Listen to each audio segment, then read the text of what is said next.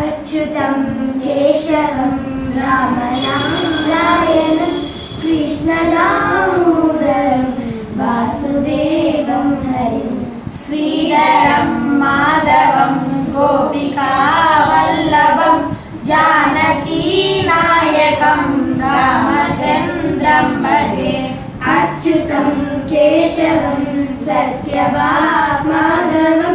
माधवं श्रीधरं राधिकाराधिकम् इन्दिरामन्दिरं चेतसा सुन्दरं देवकीनन्दनं नन्दजं सन्ददे। विष्णवे जिष्णवे शङ्किने चक्रिणे रुक्मिणी रागिणे जानकी जानये वल्लभी वल्लभायाचितायात्मने कंसविध्वंसिने वंशिने ते नमः।